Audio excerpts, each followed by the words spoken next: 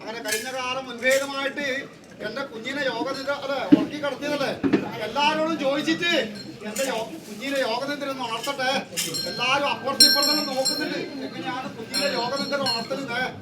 കരിങ്കാലം ഉണർത്തുന്നത് കണ്ടിട്ട് നിങ്ങൾ ഉണർത്താൻ പോണ കേട്ടോ. പിന്നെ നിങ്ങളെ കുഞ്ഞ് ഉണരും കേട്ടോ.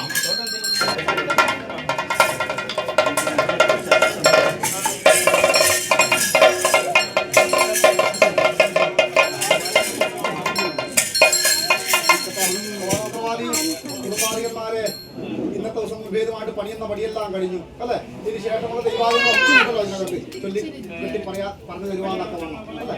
എങ്കിലും ഇരിക്കട്ടെ. ഞാൻ എന്തായാലും